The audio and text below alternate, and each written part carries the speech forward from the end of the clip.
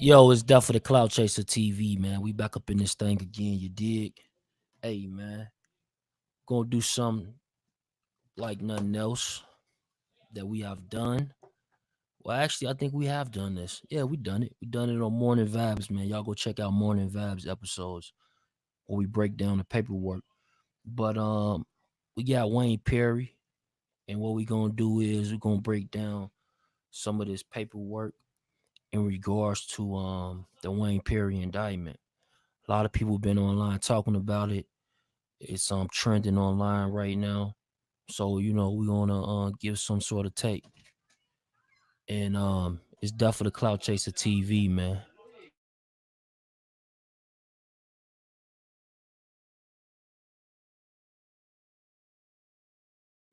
So y'all ready?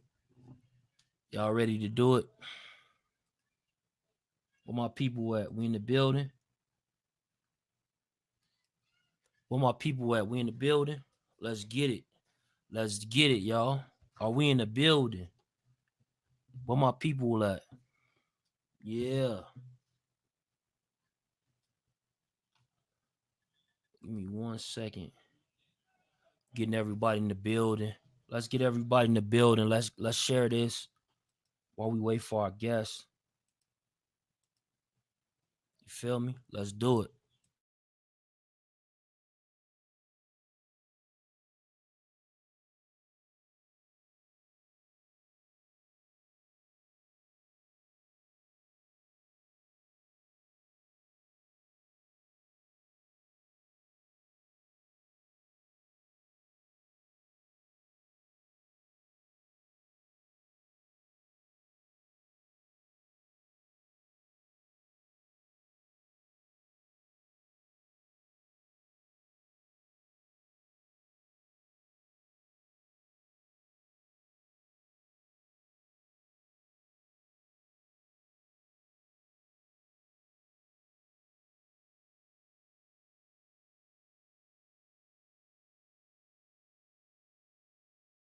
Yeah, y'all. This is Death for the Cloud Chaser TV, man. Yeah. We just waiting for our guests to get in, man. Let some people get in the building, man. Y'all hit them likes so this message can get up out there, man. Come on, man. Do us that favor. Hit that like button. Yeah. Right. Put that likes up, man. Hit that like. Share this. Get this message out there. Give us 1 second while we get the guest online.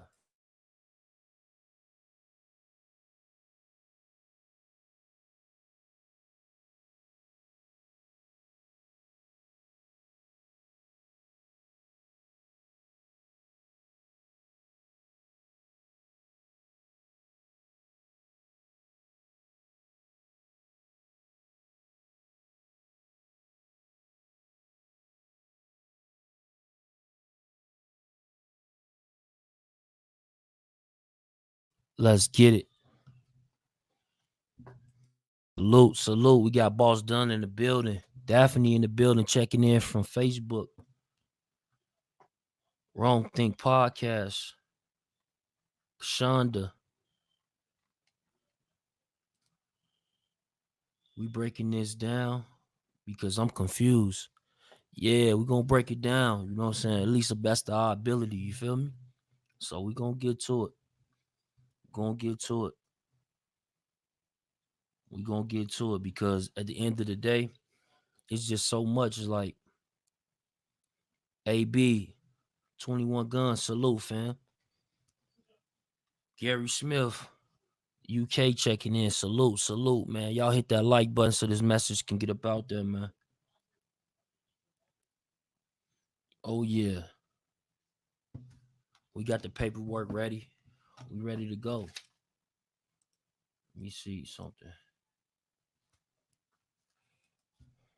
Let me see something. Let me check something out. You know what I mean? So we ready to go, man. Ready to go. We gonna break it down for you.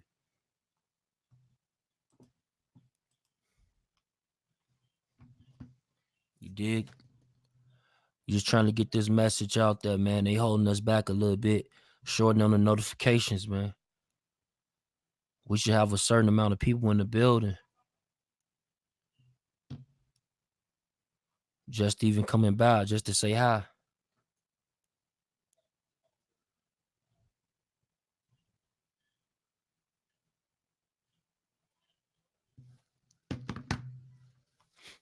So with the conspiracy, right? Let's get into it, man. The beginning. This is the beginning, right? Ideas for Careers TV. Salute, fam. Spring of 1988. The exact date being unknown to the grand jury and continuing, right? Right. So always keep that in mind. How when we reading off these cases, some things they always be leaving out. They leave us not so privy to. You know what I mean? So just keep that in mind as we going through this paperwork. Because some things gonna be leaving you in question. It's gonna be like, wow, what's really going on? You feel me? But at the end of the day, we're gonna take it there. Hazel Eye salute. You know what I'm saying? So up until including December 18, 1991, within the District of Columbia, DC they talking about, right? District of Virginia, VA, Maryland, Southern and Eastern Districts of New York, Northern District of Ohio, and elsewhere. See, when they throw in elsewhere, they pretty much letting it be known that it's other states that's involved that they might not have enough evidence that want to present itself, but any given time they can bring in the indictment. That's when you get these secret indictments. You feel me?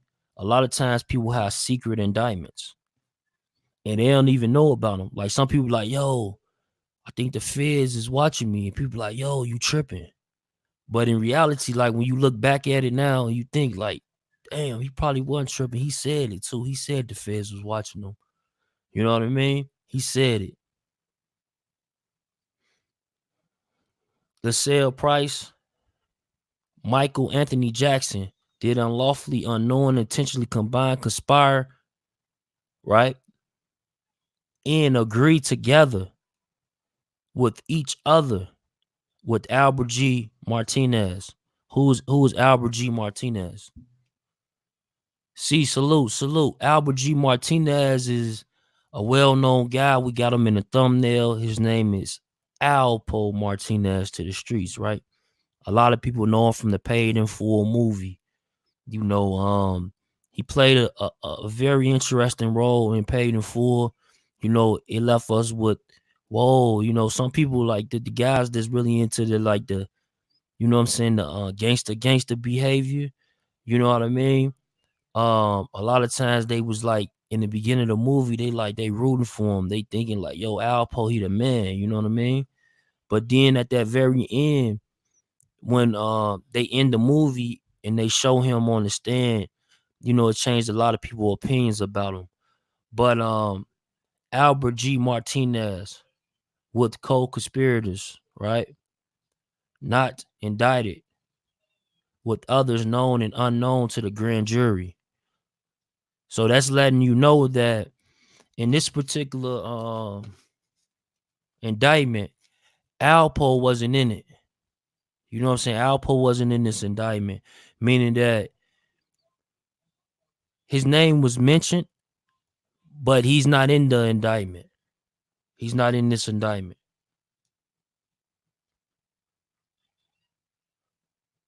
Yeah, salute, fam, salute. I heard Wayne Perry chasing them boys in prison. Yeah, I don't know, fam. You know what I'm saying? I don't know ideas for careers. You know, I don't know. That's what a shame. You know what I mean? But when they say things of that nature, of like I told you in the beginning, how Alpo name is right here in the beginning of this indictment, but it's saying that with each other, with Albert G. Martinez with co-conspirators is not indicted. It's right here. It says not indicted. He wasn't indicted on this particular indictment. So when people read it off and then they say like, "Yo, Alpo name is in here," and da da da da da. You know what I mean? Like, just mention how his name is in here. You know what I mean? Yeah. So it's like it's wild. You feel me? So at the end of the day, unlawful and knowingly and intentionally posing with the intent to distribute and distribute 5 kilograms or more a mixture of substance containing a detectable amount of cocaine, a Schedule 2 narcotic drug controlled substance, in violation of Title 21, United States Code Section 841, right? So at the end of the day, when you look at this type of, you know what I'm saying, like this indictment, you got to look at it as a perspective of that this is coming from the law. You know what I'm saying? This is they presenting this to, they don't even speak the same language as you. You know what I mean? They don't speak the same language as you. You feel me? So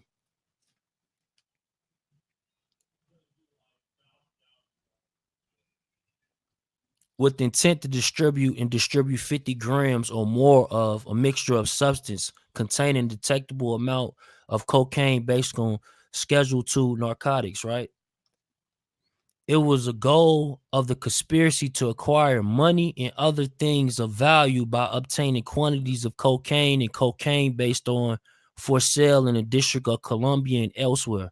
So that's basically letting you know that this is headquarters. You know what I'm saying? This is headquarters. You know what I'm saying? The District of Columbia, they're considering that headquarters at this moment when we going on at this indictment, because again, it's read at like a legal standpoint. So the language is not the same. You feel me? So as they read it off to you, you know what I mean? It's actually it's actually in a chain of events. You feel me? So you got to pay attention to this stuff. You feel me? You got to pay attention. So then the defendants, the co-conspirator, but known and unknown grand jury used the following matter and means to accomplish the objects of the conspiracy. Wayne Anthony Perry was the chief enforcer and bodyguard of Albert G. Martinez. There go Alpo name again, huh? His name's in there again. But this time they're painting Wayne Perry, because remember, Alpo is not involved in this indictment. Remember what we just read. So keep that in mind. But what we just read is now they want to paint the picture that Wayne Perry is, you know, the enforcer, not just the money man, but the enforcer. You know what I mean? So, it's just different. Yeah, Crown Courts TV. Salute Crown Courts TV for the paperwork. But you can find it on Google as well.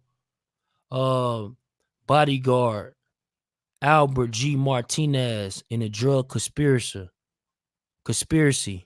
the conspiracy, the Confederation, referred to collectively as the Martinez Drug Organization, right? Operated as organization controlled by and directed by Albert G. Martinez, also known as Alpo, Wayne, Anthony Perry, and his associates, Tyrone, LaSalle Price, Michael Anthony Jackson, and other co-conspirators. Both, right? They know it. They know it, right? They know it. Give me one. They know it. So at the end of the day, hold on, people. When you got the feds on you like this, and they painting this picture, They always trying to make sure that they do their narratives, you know what I mean? And keep their narratives involved. You feel me? So, like some of the paperwork right here, where y'all can see that's on the screen,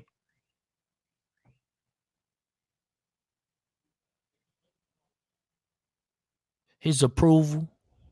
Y'all see it is a little bit closer.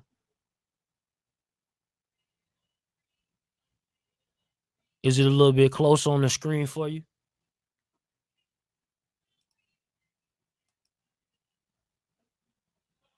Hey, chat. You get them likes up. Get them likes up. Get them likes up. Get them likes up. What's happening?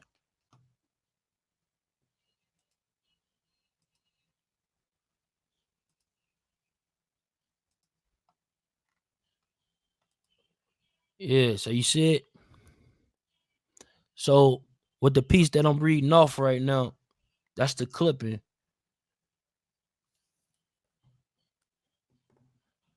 Now I want you to just read a little bit of that to yourself real quick as we continue going through this paperwork.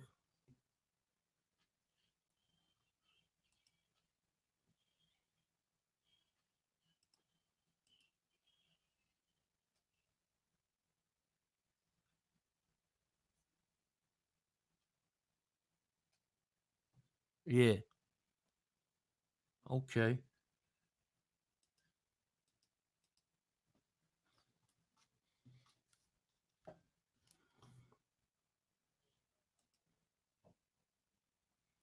So let's get back to it, fam. So like unknown to the grand jury, including Thomas, Leroy, deceased, Sheldon, right?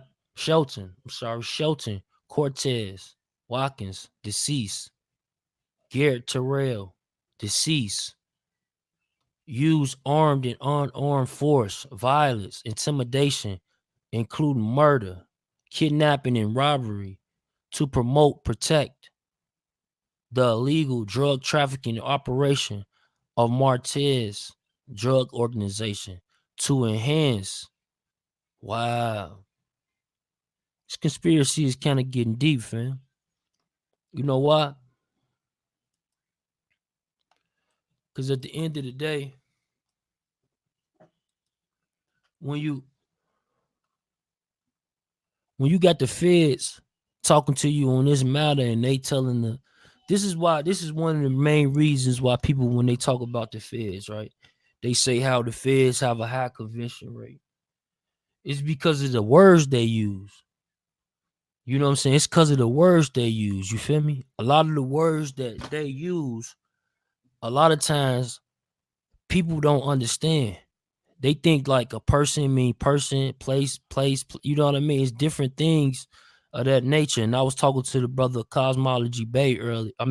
Cosmology Bay earlier, and I was telling him how he was telling me how it's different lingo, and he was gonna send me some material over on how different people break it down on how these things, these normal words that you'll think are just regular, mean no day-to-day things, but they really don't mean day-to-day things when it comes to the legal jargon, you know what I'm saying, when it comes to the legal system. You know what I mean? So a lot of times when people reading this paperwork, they just keep seeing their names being repetitive. They keep seeing the same thing said over and over. You know what I mean? And just like some of these victims that's deceased, man, we definitely don't want to disrespect them.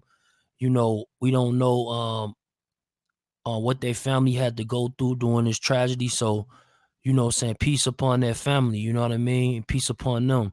You dig? But let's get back to this paperwork, man.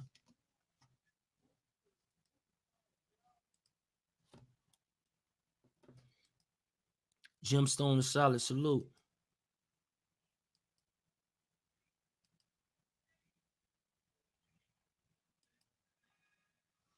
So now when you get into it, man, Wayne Perry, the group to be feared. They said that they wanted to all this what they were doing, intimidation, including murder, kidnapping, robbery, to promote, protect all the well-being of, you know what I'm saying, pretty much what they had going on in their particular organization. The group to be feared, that's common. You know what I'm saying? It's common for the group to be feared. You feel me? Um, they acted, they directed, you know what I'm saying? Different things, right? But what's interesting is like right here where it says other unindicted. Remember what I told you earlier when we was reading this about the people that's names being mentioned, but they're not in this indictment. Alpo Martinez's name is being mentioned all through this indictment, but his name is not on this indictment, right? Salute, Mo, salute, Zeke Black, salute, fam. So acted the direction Albert G. Martinez with his approval, right? So at the end of the day, they still making the jury known, they still making the general public know that Alpo is still the one who's instructing these people to do these different things, right?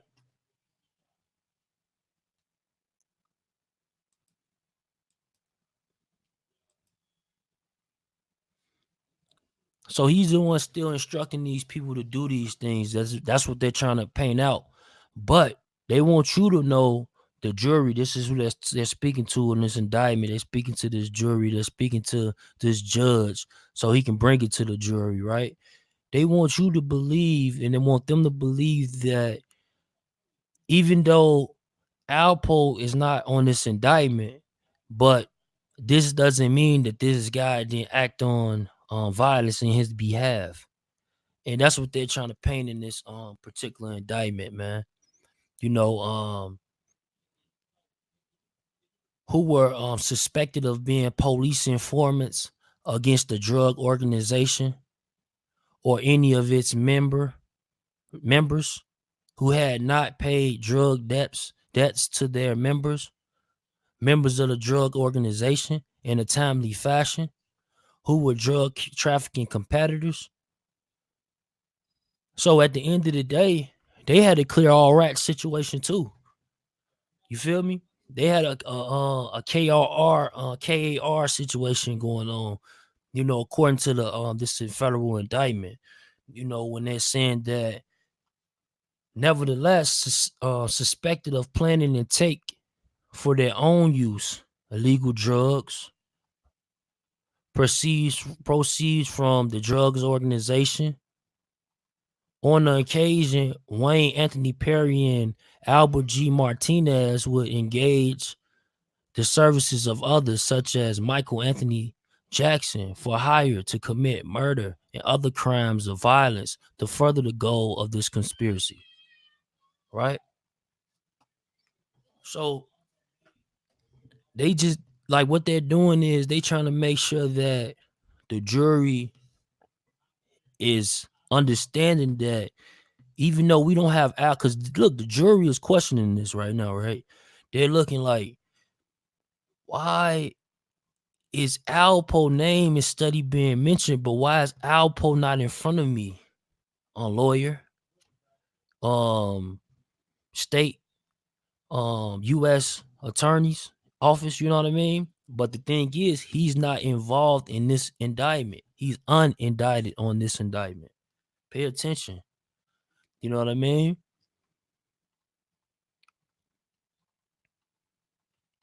So Wayne Anthony Perry, Tyrone LaSalle Price, Michael Anthony Jackson, others unindicted co-conspirators, both unknown to the grand jury, was compensated by Albert G. Martinez with drugs and proceeds obtained from drug trafficking and crimes of violence, and engaged for services rendered in furtherance of conspiracies by Wayne Anthony Perry, Tyrone LaSalle Price, Michael Anthony Jackson, and others unindicted co-conspirators, both known and unknown to the grand jury. Albert G. Martinez would purchase from them and for their use automobiles, clothing, beepers, telephones, and other things of value, and would see again. If you in the court that day, people, and you reading this, right? Let's open these phone lines up. Let's open these phone lines up.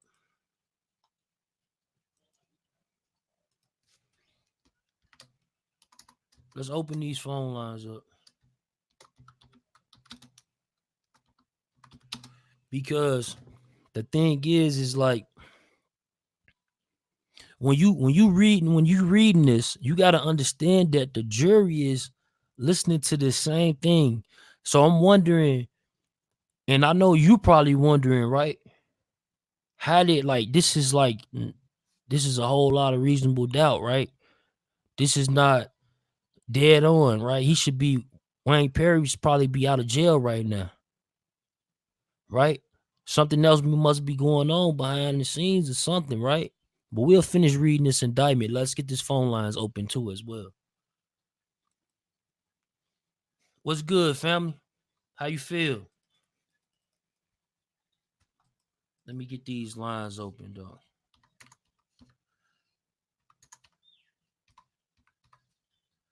Hey, too.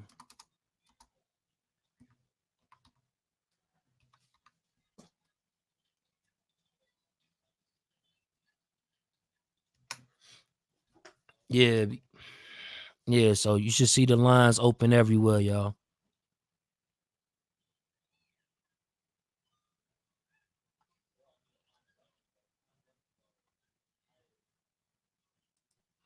He would be out, but Poe planted the guns and told on him. Yeah, I don't know if it's in this indictment, son. Is it in this indictment? What you talking about? I don't know if it's in this particular indictment. We reading though. We might get there. I don't know. You know what I mean? Because I'm reacting to this. You know what I'm saying? With y'all, just we doing it together. But I just know a little bit about how they do when they talk this jargon. You feel me? So I'm gonna try to break it down a little bit for you as much as I can.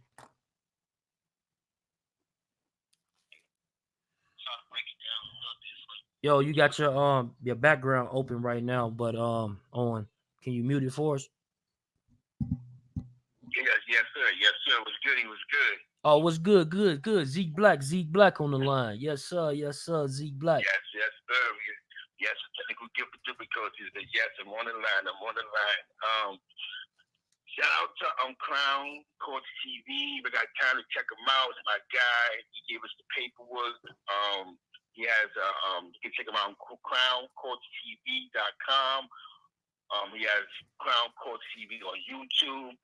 He followed the AR Ab story. Good guy, my guy. You know what I'm saying? So you gotta take the time to check him out. He has more paperwork. Let's get there, baby. Let's get there. Yeah, no doubt, man. Like, how do you feel about this situation? Like so far in the paperwork, man. We on page, we on um, page 5 or 10 or something, right?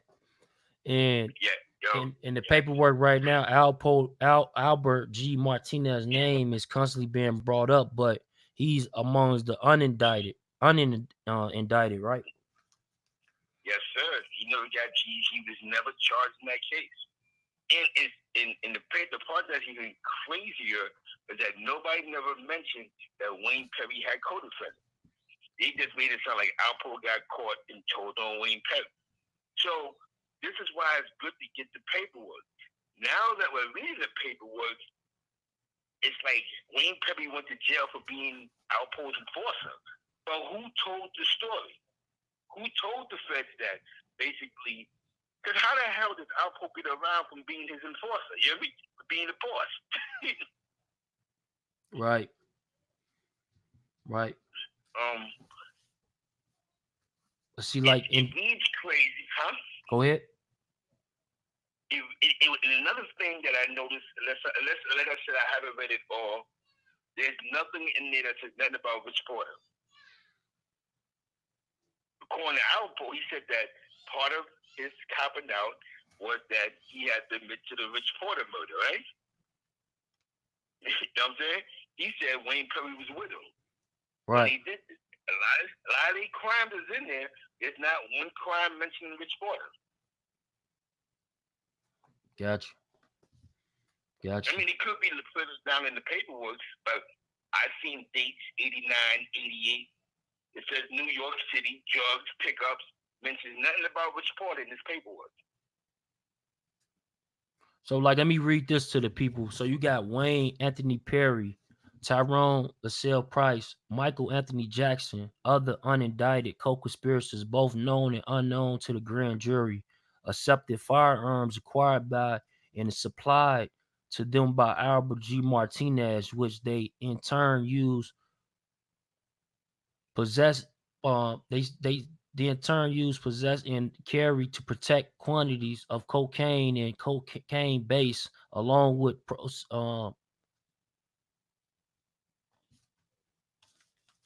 hold on, people. Let me put this mouse on it. Along with proceeds generated by such illegal drug trafficking, in which they use, possess, and carry to protect, promote the individual safety of the defendants and co-conspirators from theft, robbery, interference, competition, and detection from the law enforcement.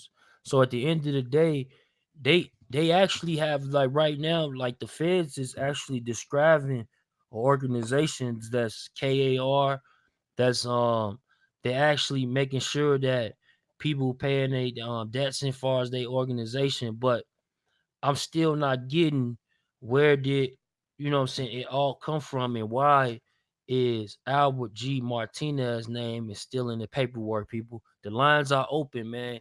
Y'all get on this phone line and y'all let us know what's up, man. What y'all think about this as we going through it, man.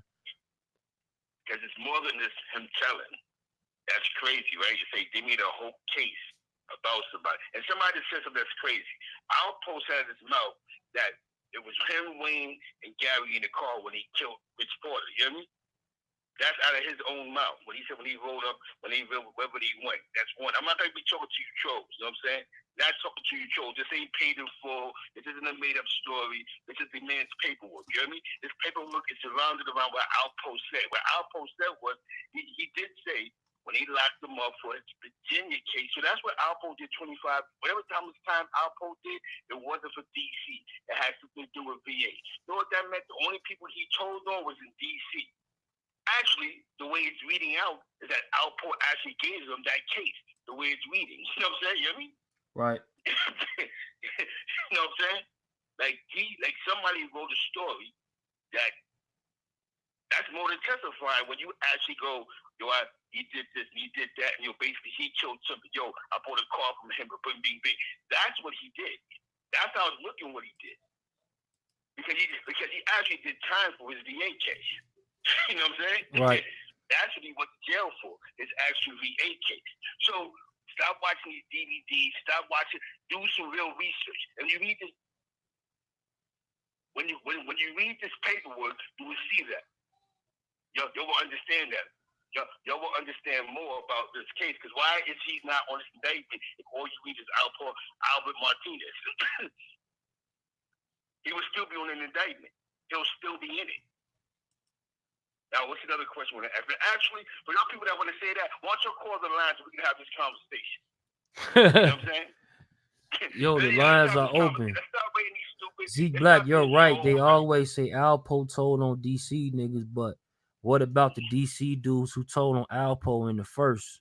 Nobody speaks on them facts. Facts. We never knew that Wayne Perry had two other co-defendants. We never knew that case is so around. Is that how they know so much? Is that how they knowing so much? Like, I don't get it. Like, because right now they basically building the case as we go through this paperwork. People, they're building the case and letting them know how the operation work, how they got a KAR policy, how they got intimidation, how they, what I'm saying, they not even drawn if you know what I'm saying, a part of their team, but if you don't pay up, they got an issue with it. You feel me? So, but just like we're gonna get to Alpo G. Martinez either alone or with others or through the use of carriers would travel to New York and elsewhere. See, remember what I keep telling y'all about elsewhere is because they be having secret indictments in other states. Yeah. So as soon as you touch them other states, they might not have enough strong evidence, and then they have a secret indictment on you. And then that secret indictment, that's when they use these words like elsewhere and these other terms. You know what I mean? It's all illegal jargon. You feel me? That's a fact. Salute N 411. Salute. Yeah. No. So then Albert G. Martinez transported and caused the transportation of more than 500 kilograms of cocaine from New York to the District of Columbia to the Eastern District of Virginia and to the District of Maryland over the course of approximately 200 kilograms. Give me 1 second. I think we got a caller calling in. Caller. Yo, this is Cat from the Bronx, man. I'm not calling in to defend Alpo. He told, man, he broke the code. But all I'm speaking on is this. If he did time, man, in the feds, right? We know Alpo was indicted for the Kingpin charge facing the death penalty, right? So in order for him to get locked up based on those charges, that means somebody told him and brought him in, right? Right. So dudes always speak about he told those DC dudes, but nobody wanted to go to DC dudes that told him to fit him that victim in the first place. Right. You know what I'm saying? Like if we're gonna expose rats, let's expose all of them. You know what I mean? Of course. Not just Alpo. Let's expose Alpo. Let's expose the rats who started the whole indictment in the first place. You know what I'm saying? Because you can't pick and choose. You can't pick and choose which rats you want to put out there. Put everybody out there. Put them all out there. Front Street. Out there. Put them all out there. I mean, they make it seem like there's no rats in DC. If there's no rats in DC, how the fuck Alpo got locked up in a DC indictment as the kingpin, facing the death penalty? Because DC gets told on them. Right. You know what I'm saying? So, I mean, yeah. I agree with everybody. Yeah, Alpo's a rat. He's no good. But there's DC who started this shit. That's a rat. That's a rat too. So let's put all of them out there. You know what I mean? And it's funny you said that. But the niggas that was down with Alpo and down with Wayne Perry that told them that started the indictment. Definitely. That's a fact. Because you know what? And this is why I'm happy on the phone. Because, like he said out of his own mouth, when he snatched me up, they asked you about them DC cats. When you read this paperwork, it sounds like they was putting a case against Alpo as in saying that they was his enforcers. So he wasn't lying about that. You hear me? You know what I'm saying? Yeah. Alpo just said, I admitted to all my crimes I did. 19 bodies, right? Out of 19 bodies, one of them 19 bodies would have been everybody he seen to kill, everybody he seen to court was the man in baby reading. We ain't finished reading that paperwork, but I haven't seen which Porter name in there yet. You hear me? You know what I'm saying? Listen. I mean, for people who don't know, everything is public records, man. I mean, but some people don't like to spend money. All you got to do is contact somebody in DC cards, get Alpo's paperwork, and get Wayne Perry's paperwork, and it shows you everybody who told, not just Alpo, everybody fucking told. I mean, that's not hard to do. I mean, if you want to know, that's all you got to do. You got more coming up, man. Definitely still.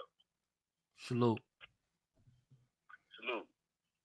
Yeah, because that's crazy. So everything that he said up to that point, even though he wasn't lying about that.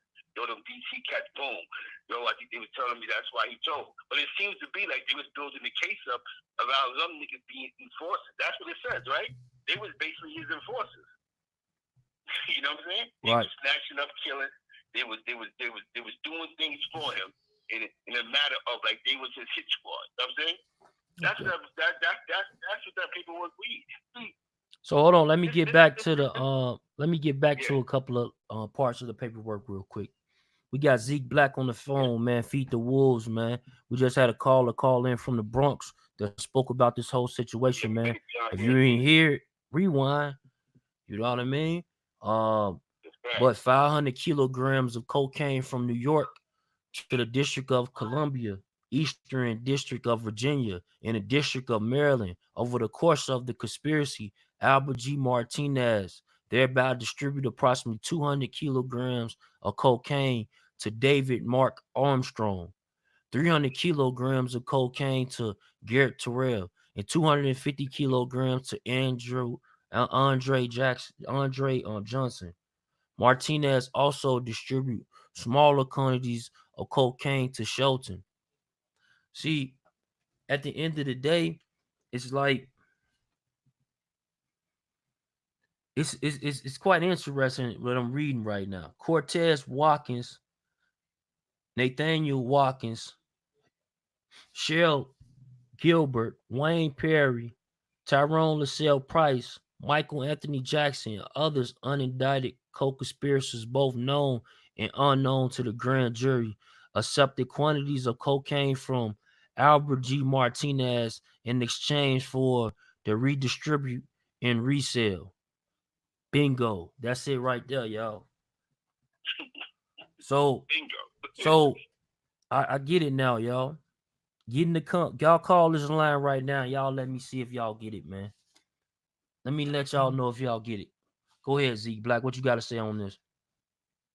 Yeah, you see, secret facts, man. That was the case where dudes they was putting together.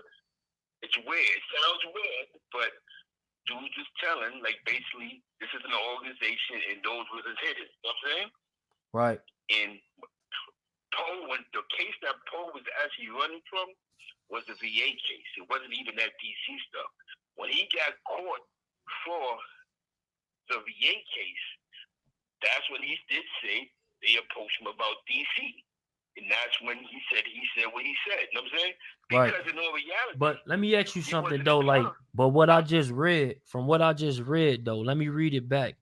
It says that let me see. They basically talk about the VA, the District of the Columbia, the Maryland, from that's going all from New York and other unknown places they talk about, right?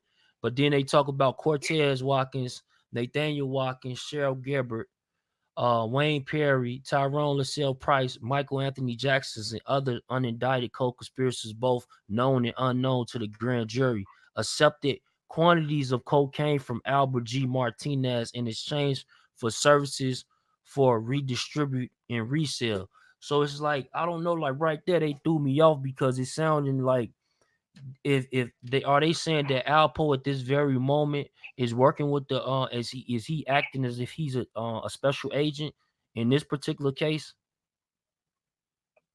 right It now? sounds weird.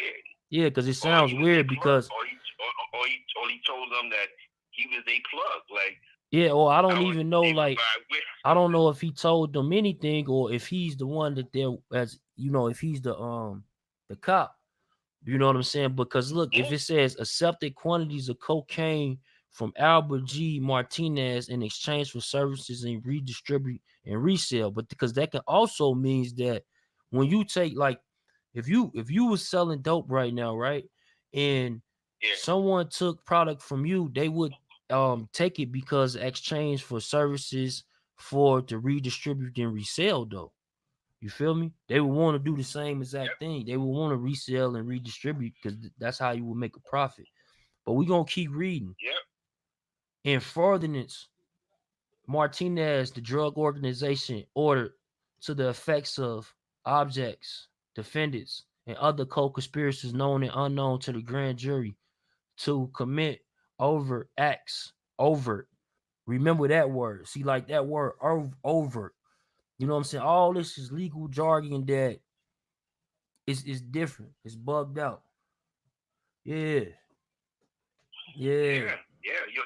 Because either because you got some people that when like just like the what's that guy like CEO Chris when he said, "Yo, I was selling Kia fentanyl to this guy." You know what I'm saying? So a lot Yeah. of that might have been like Alpo when he did tell the story. This is just my opinion. He might have said, "Well, there's times where I would give him grams. You know what I'm saying? Like I'd give him a half a key, or he'll re up for me. Like you know what I'm saying? Like what made y'all the organization? Because I would have 1,000 grams and I give him 4 bricks. I get, you know what I'm saying? So Right. it might have been him explaining the story. Because a lot of times they go off of code. They don't actually have the actual federal sale to get you. They go off a lot of hearsay. You know what I'm saying? Right. If I said, yo, I gave different cloud chaser 3 keys, they'll go with that. You hear me? Right. So look, they say You know what I'm saying? up for debate showed Wayne admitted to bodies, but one particular case he told on one dude who already died. He was stabbed up, woman face body before shooting her. Wayne no angel. So I don't know. I don't know about that particular. You have to. Yeah, you have to elaborate more on that, Wop Manny. Yeah. So you saying So that Wayne Perry he told on the dead man. And some people like see that's the thing too. Some people would tell on dead people, and then they say that that's not. But it's so much going on these days, people. That's why I say don't get victimized out here in these streets, man. These dudes will tell on you by far. They're straight. The game ain't fail you. Yeah, you have to read them because that's and it's funny because the more you read that paperwork, the more you're gonna realize there's gonna be some crazy shit. You hear me? Right. And it's telling you the years. It's telling you the timeline. She was a witness. It's telling you the timeline and the times that this happened. And this is what he's done. So when Alpo did say he cooperated, this is via the he gave them specific dates, moments, years. Not seconds, but like, yo, this happened on 89, okay, what year, what date, boom. You know what I'm saying? So this is very specific to all the crimes that he did affiliating himself with DC Cat, Jerry. Right. So you understand what I'm saying? There's a first, okay. Some things have to make sense, right? Yeah. So, because that is up for question. Like when people tell on the dead, they say that Brian Glaze is another telling on the dead. Like some people do tell on the dead, and me personally, I think that's snitching. You know, so I think that's straight ratting. You feel me? Because whatever that man took with him, he took it with him. It's just some things that he can't say because he dead. So you know what I mean? That's just wild. But yeah, man. It says on and about July 1989, the exact date. Well, man, yeah, being unknown. They back in the District of Columbia. Albert G. Martinez, Shelton, another co-conspirator not indicted, right? So Shelton Cortez Watkins, who is this dude, and why was he not indicted as well? Shelton Cortez Watkins, who is that dude, fam? Why was he not indicted as well? Unless he's an AKA, never heard of him. Nobody never even mentioned his name, bro. You hear me? You know what I'm saying? Yeah, that means someone told the feds he was hitting all of them with work. Yeah, that's look. Look, man. Exactly. But never heard. At the end of the day, this dude Shelton Cortez Watkins, another co-conspirator not indicted. It's another person too who's remember I told y'all earlier in this episode about secret indictments. That's when secret indictments come in play because if you never heard of the indictment, chances are you don't know how to look it up. You can't find it. So that's when like the last caller was online was saying like if you know people in these different places and you got a little money, they can look behind the scenes and they find paperwork that you won't find online because it's not related. You feel me? So it be a lot going on, fam. If y'all want us to really get into that, I know my boy Crown TV at Crown TV Courts, they do that over there, man. But we definitely gonna be doing a few more of these type of episodes, but we definitely gotta put our money behind this, man. So we gonna need y'all to support. Yeah. This is we definitely salute him. He sent it out, yo. Check it out, and you know what I'm saying. But, and it's because everybody here, because now y'all hearing Alpo's case that he told us. See now, everybody called him a rat. Everybody say Alpo snitched. Everybody say this. So let's read what he snitched on. Let's hear it now. You know what I mean? Right. And the way it sounds is he wasn't the only one telling. You know what I'm saying? You know what I mean? Yeah. And the way it sounds like Queen of Attraction, salute family. Yeah, she say he definitely snitching. He ain't the only one telling. Hey, y'all know the phone lines open. The phone lines are open. And unless we're in another world, unless it's on another indictment, there's no mention of Rich Porter in there. You hear me? Right. Everything else he did, New York, right? It mentions him coming to New York, right? It mentions a lot of New York stuff going on, right? You don't mention Rich Porter in there. You hear me? Yeah. Even if Little Gary's dead, they saying that. That's what I said. Party people, we come in for the information. Your hands are indictment. So far, we haven't heard nothing about Rich Porter in this indictment yet. You hear me? In this case, you hear me? Of a guy that was going to DC since '88. You hear me? Right. That's what it says. What year does it start? '88. You know what I'm saying? Right. They don't mention. Remember, after he killed Rich, he went to DC. He went right back to DC. None of that's mentioned. Everything else he did in DC is mentioned.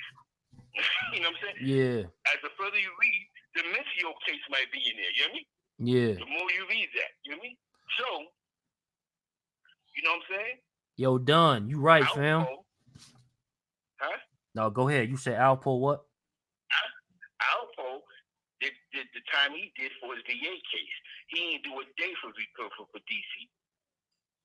You know what I'm saying? Right. Yeah, because it's The 20 time he years. actually Alpo, did. 20 years came all from the VA case, right? The Virginia case. Yep, all the VA case. Had nothing to do with DC. So is this Missio name in this paperwork? Check that paperwork because it's not if it's not in that paperwork, then it has it's not in this paperwork. You know what I'm saying? Right. All right. Give me 1 second. So similar to how Keefe D snitched on his nephew Orlando Anderson after Orlando died just to make a deal for himself with the cops. Exactly. And that stuff right there, that stuff ain't real, man. The streets know that stuff ain't real, but you know, it is what it is. Some people get passes, man. They ancient. You know what I mean? So I guess, you know what I'm saying? In my book, it ain't real. You know what I mean? We got it's snitching. It's sad because I'm from New York, but I'm disappointed in snitches from New York. Oh, no doubt, man. It's snitches everywhere though. Queen of attraction. Don't even trip, baby. It's snitches everywhere. You hear me? So they don't got no. They ain't. It's like people were saying something earlier. I was telling them like they make weirdos everywhere, all parts of this world. So you know what I'm saying? It ain't nothing on New York. It ain't nothing on nobody. These type of people, they live amongst us. They act like they family, and then they turn on you. You know what I mean? So it is what it is. You know what I mean? Black or done, hit that like button. Yeah, That's man. what y'all been waiting for, right? Y'all seen Paid in Full. Y'all watched The Game Is Over. Y'all been reading Dawn Diva magazine. Nobody never took the time to actually read what they said Alpo told you. And now we're hearing the story. You know what I mean? Right. These are the stories. This is the case. Hold on. And Let me go paperwork. to it. Let me get back to the paperwork. The District of Yes. Columbia, Alpo G. Martinez, Sheldon Cortez, Watkins, right? Another person whose identity is unknown to the grand jury while armed with a 9mm pistol. Give me 1 second. I got a call on the line. Caller, you live. Can you tell us your name and where you calling from? Caller disappeared. But so on or about December 1989, the exact date being, right? Unknown to the grand jury within the District of Columbia, else and elsewhere. Again, they talking that elsewhere. See, that's when the feds get to talking that elsewhere. Again, they got some secret indictments. Trust me, they got something going on in another state where you ain't cross, and they don't got enough info. They don't got enough information on you to really move forward with the indictment. But at the same time, you know what I mean? So again, this dude, Shelton Cortez Watkins, suggested to Albert G. Martinez that they killed David W. Short, also known as David Dew, also known as Duke, because they believed that he was planning to steal money and cocaine from Martinez drug organization and possibly kill Albert G. Martinez. That's what David Short, you know what I'm saying, Albert. They suggested Shelton, Wayne Perry, and Shelton Cortez suggested this to Alpo that they was gonna kill him. That little Gary? Yo, where you? Yo, you live? Hello. Yo, you live? Hi, Queen of, yeah. It's Queen of Attraction. Queen of Attraction. Salute, fam. Where you from again? Brooklyn. Brooklyn in the New York. building. Mm-hmm. How you feel about this, Queen of Attraction? Well, I don't really like the excuse that Alpo used when he told on everybody that was not from New York City to justify the fact that he is a snitch. And recently, Alpo got out, and they threw him a big party, and it was kind of unbelievable to me up here that they threw a big party for him after what he did. Right. And he really didn't have no reason to snitch on those guys in DC besides the fact that he just decided to tell on people because he got caught, and he chose to tell on people that was outside of the same box that he was from. You know, if you're not built for something, then you don't do the crime if you can't do the time. Because he's the one who left outside his box, and people let him inside somewhere else, and he betrayed them for really no reason at all. And he could have handled stuff in his own town, but he was ran off from his own neck of the woods. And then for him to get out and they throw him a big party, I don't know if you see, he had his children, and one of them like the social media, and he take a beating a lot on social media. You know, they say if your father's a rat, then you must be a mouse. Oh yeah, you talking about Paparazzi Poe? Paparazzi Poe, yeah. And I'm not being funny, but he didn't seem like his mother raised him too good because he seemed like he liked being, he likes to be a blood and talk about a lot of stuff, and he brags about it, and it seemed like his mother encouraged it. So it seemed like, you know, as time go on, a lot of time we don't need to be the person that don't read into something. If we would read into things, because not only Alpha, when that went down, a lot of people, a lot of women got questioned. A lot of time when they went and checked people's house and stuff, they didn't even have warrants, and these people's parents was just letting them in the house and check stuff, tapping their phone and stuff, and didn't even have the proper paperwork to do it, and nobody complained or sued them or anything. They just started telling. Some of them didn't even do no time. They spent a couple of, 18 hours being interrogated and broke down and started telling everything. So how could you be out there moving so much weight and killing people and stuff, and you can't even do a day of being questioned? You don't even know your rights. For one, you need to read and know your rights. How you living that life and you don't know that you do have the right to remain silent? You can get an attorney or don't say anything. The cops are not allowed to check you without a warrant. You just agree to everything they say. So I think people need to do their homework and make sure they think straight before they get involved in something. No, big facts. I don't really respect Alpo and his logic and his way of thinking and why he say he did what he had to do when he had to snitch. You know, he went on like an informant, like a government hoarder, just throwing information for that day. And how you feel about you know, we got people like, you know, it's different people who have done it that we have seen that's, you know, cases are definitely public where they'll snitch on a dead person to get out of a gym. But like, what do you think that's snitch behavior? That's snitching to me, because sometimes when you tell on a dead person, it still has a domino effect and affect other people that's alive. You don't know what will come, you know, out of a case if you would just keep quiet. Or, you know, I had a friend one time, she was receiving money from somebody, pension, and somebody told on the person, and she don't get it no more because they was able to prove that this person was a criminal. Yeah. So, sometimes you mess up people's life snitching even on the dead person. I think so too, because like you said, it's a domino effect, and you know, activities start to defend exactly that period. That's it's so much behind it. They can't even speak up. Yeah, it's so much behind it. You seem like a coward. Because there's no way that you can get any information from the deceased person. Right. So I don't respect that either. That's just you looking for an easy way out and looking less of a snitch because the person is not even alive. Yeah, absolutely, absolutely. I So definitely that's a understand that. coward. But a lot of times, I think we need to educate ourselves and read and know our rights if we're gonna get involved into something. You have to know what you're doing because it's a science to everything. And if you're gonna live that life of a criminal, you need to study some political science and have some money away for an attorney and know when to say something and when not to. Facts. Sometimes less is more. Yeah. I would say that. Say that one more time I for would him. say that less is more. Yeah. I would say that less talk, more freedom. The more you Absolutely. talk, the more time you can do, and time is important. So, I just really couldn't believe they threw him a party, though.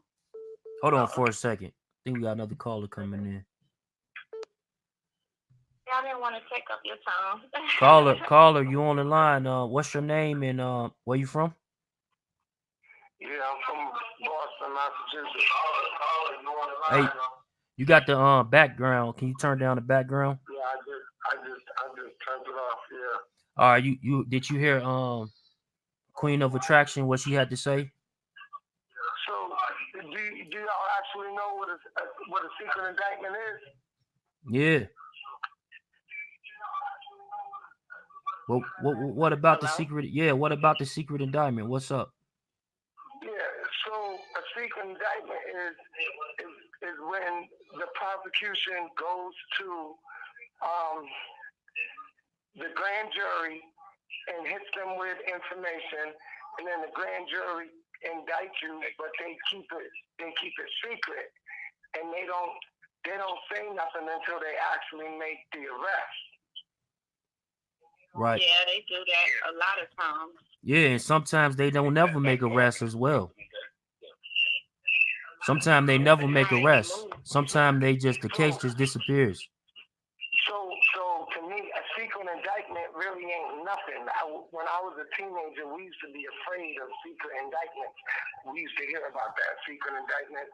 We all afraid. Well, let me say this though. Like I have seen this happen. In feds we all in the United States where we coming from a perspective, right?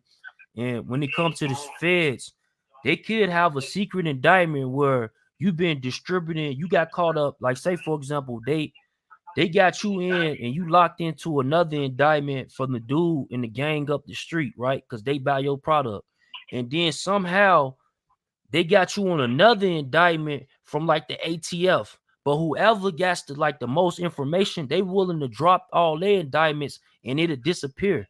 That's a part of a secret indictment as well, where you will never even know that this information was ever even filed. But if you inside of the courtrooms, or if you got people, family members, or they can go inside these different courts and they'll see what was filed on certain dates and they can pull certain documents. That's when people start to do their paralegal. You know what I mean? Yeah. Go ahead, bro. Now go ahead. Yeah, all I was trying to say is that when I was younger in the life, I'm retired from that. But we used to be afraid of the secret indictments. The main thing to be afraid of is the RICO. That's what you need to be afraid of. Secret indictment really ain't nothing. It don't really mean nothing because they go to the grand jury. The grand jury, says we got enough evidence to do this or do that against you. And then when they come get you, you find that. But that ain't necessarily meaning that, you're going to get bagged for that. Right. Right, but that's where I say that people should read. Because if you read or have an attorney and keep quiet, you wouldn't be scared of a secret indictment. And that's the main thing, Mama.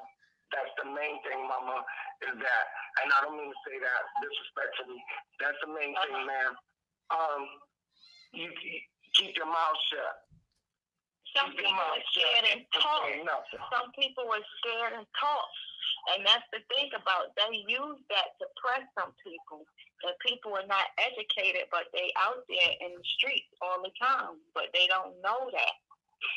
And they're so scared, instead of them keeping quiet and getting an attorney, they tell. And when the hot boys come at you, you know, and they hit you with all kinds of things, they tell you all kinds of lies. A lot of young brothers and whoever who's not really, it's not made for them to be in that game, they get to talking. And that's the main thing. You need to keep your mouth shut and get an attorney. That's when less talking is more freedom for you. If you don't less talking. I mean, and now we trying to be on a positive thing, like, don't get involved in that stuff, period. That's the main thing. But if you are going to be involved in that, then and you get locked up, keep your mouth shut. You're right. Because and the main thing is, if you're doing something, do it by yourself. Because when you involve yourself with a whole bunch of people, you know, I've been around. I'm from Boston, and I've seen them. They come and get 30 people. Now, out of 30 people, somebody's gonna tell. One bad apple spoil you the bunch. Somebody gonna tell. One person, and then once somebody tell, other people start telling, and then the people who don't tell, they get all the time. Right. Yeah. Yeah, that's true. Like snitch 9, 6 9. But then you got, like I have seen in neighborhoods where I remember in the situation one time, the police. I'm in Chicago. I'm on like 78th and Phillips, right between X's and Phillips on the half block. And I remember the police got us on the car, and it's about maybe 10 or 12 of us. They try to do their little raid, hit the block, you know what I'm saying, storming with the cars. But a couple of the officers was telling us why we hang with this particular individual, because they think that he's a snitch. You know what I'm saying? Well, they say that he's a snitch. They say that, why y'all hang with this snitch? Hold on 1 second.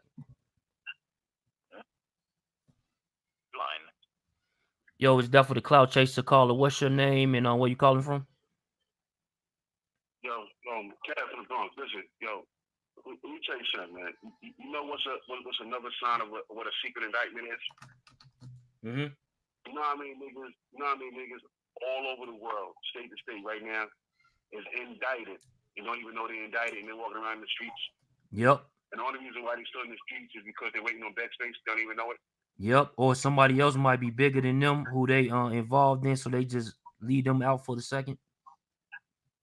Yeah. Or you have dudes that's indicted, and then when they get indicted, you know what they say?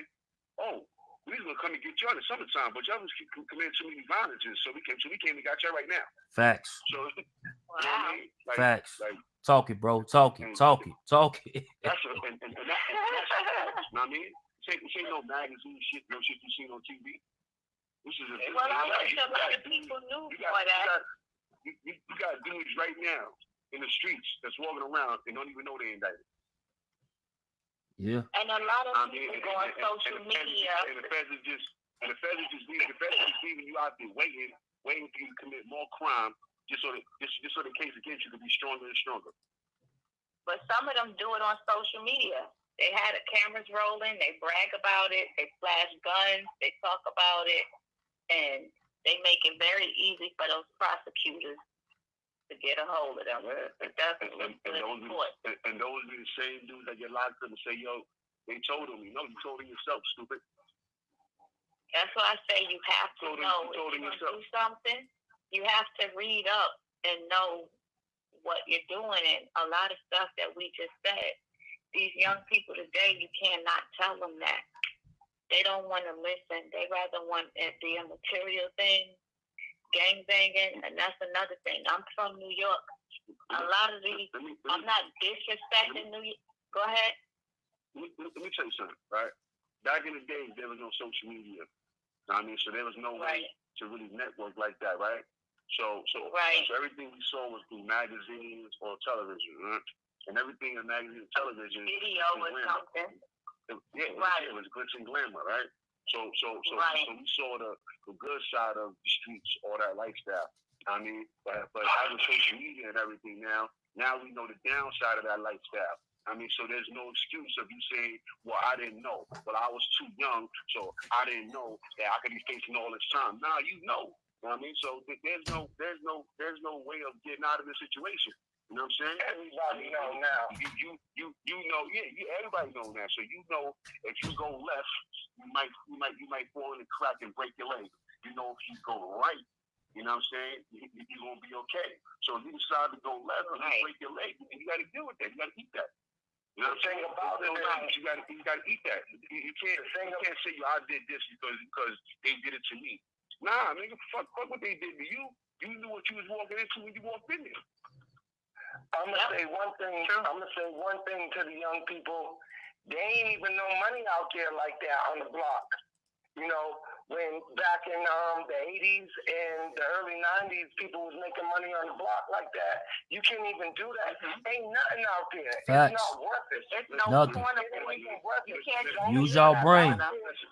Listen, the only thing that's out there, bro, let me just finish. It ain't about money, man. It ain't about money. If you did time, I ain't talking about no state time, man. You know how many dudes in the feds?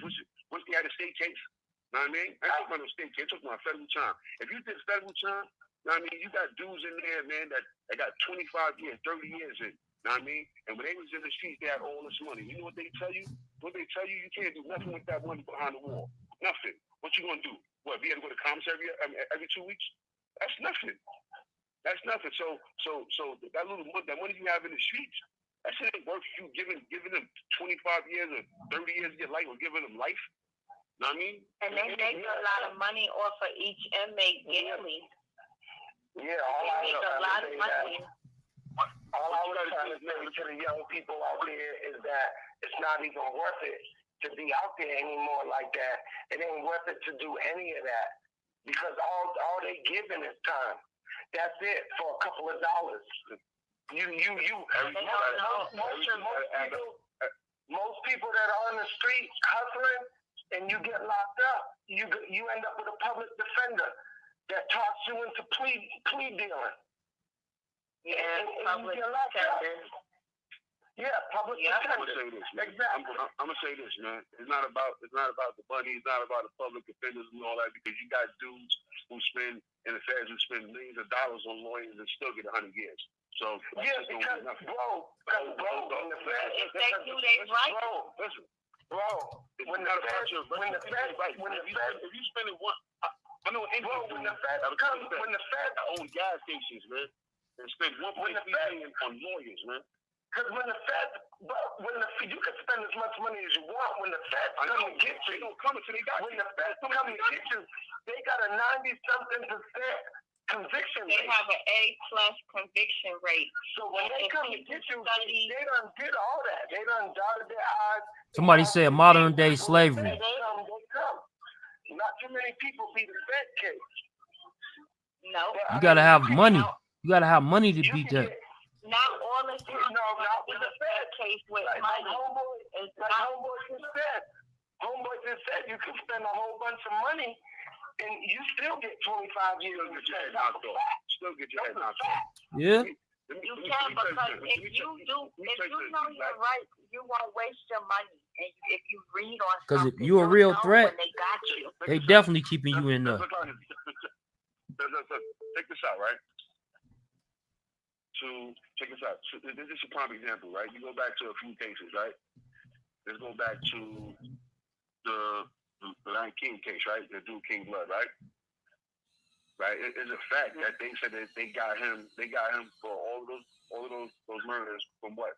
From letters, right? So that means the feds sat there, intercepted the letters and seen the letters and copied them and let them go out, right? Let them go out, right? Let those murders happen. What to do? What to make their case against them stronger, right? Right. Okay. Right. So even if you get an attorney, you're still gonna go to prison. Hold on. Another one, right?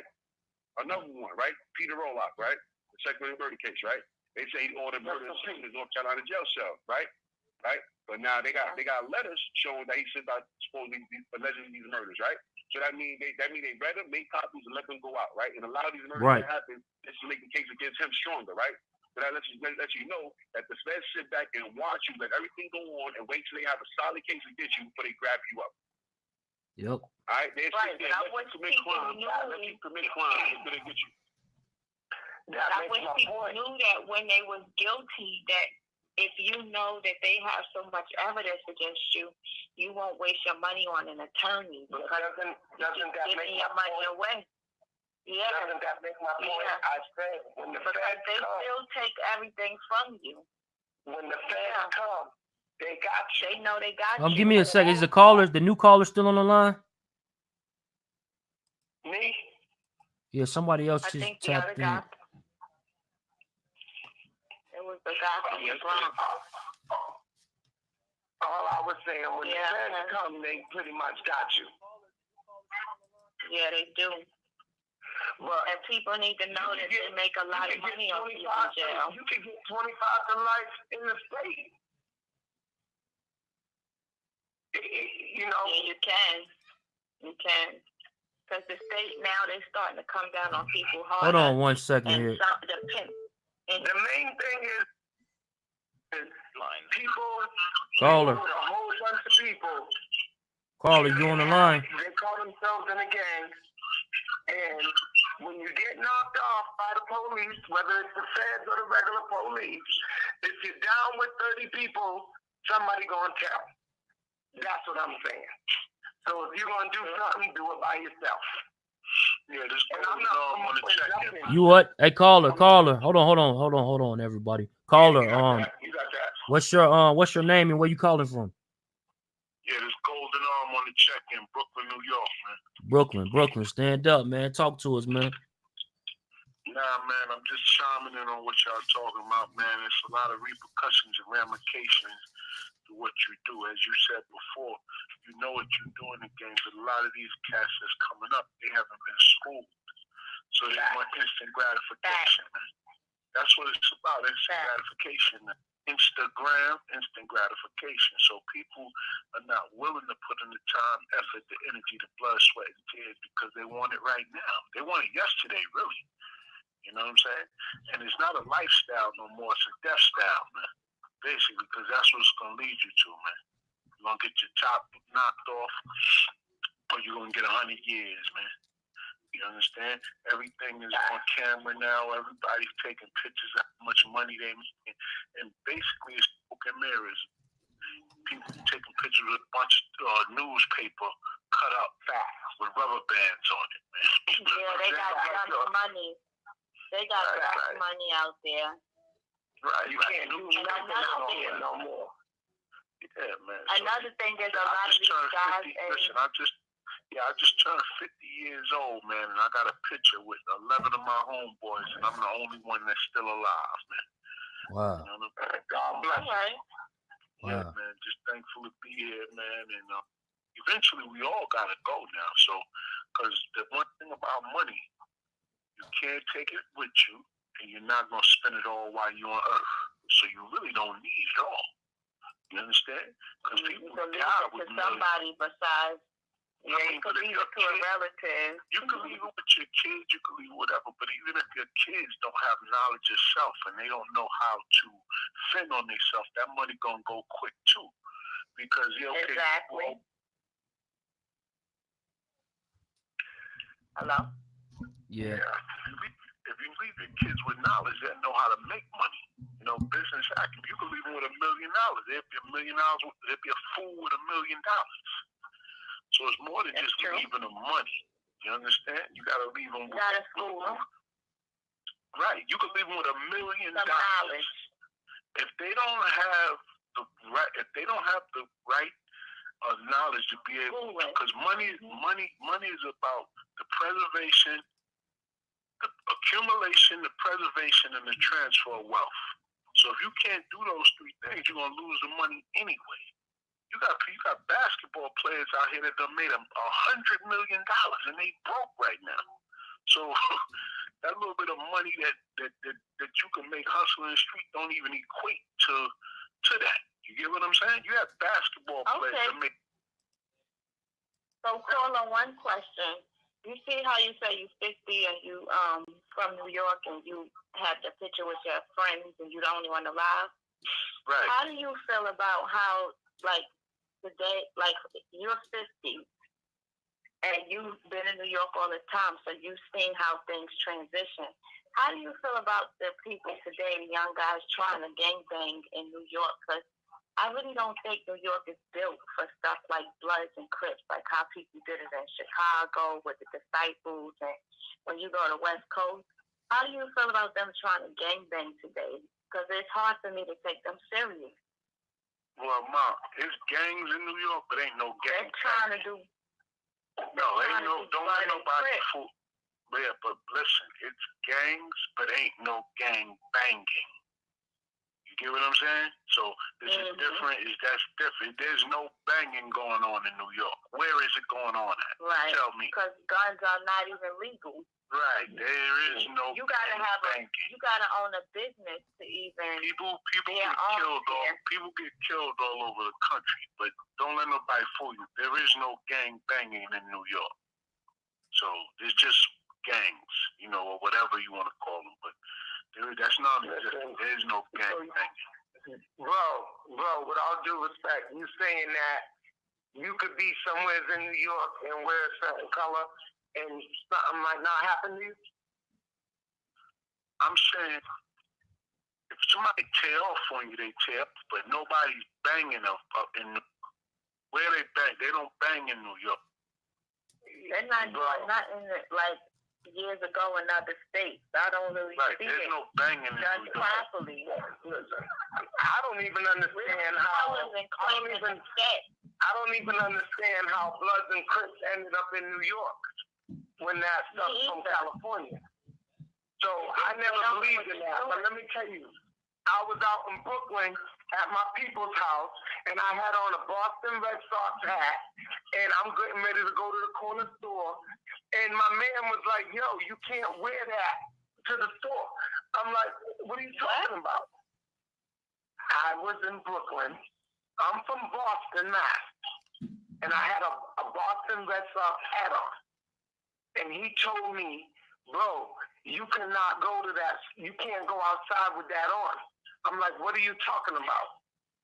And then my other man that was there was like, yo, he could go out there. He's like, yo, didn't dude get killed the other day at that store for wearing the wrong color? So there is banging out there, bro. And my people trying to make houses out there. Brother, listen, it might be isolated incidents that happen here or there, but there's nobody running up on somebody solely for the purpose because they got on a different color. That doesn't happen in New York City, man. No. You got people in New York City. Well, I'm from New York. Listen, New York City before gang activity. You have to remember, New York City was the murder capital. In 1989, it was over. In 19 with 3,000 homicides. You could Google this information and do your research. It was over. No doubt. Listen, it was over 8 million people that live there. No doubt. Right. Listen, it was over 3,000 homicides in 1989, 1990. Now, guess how much just happened last year? 300, right?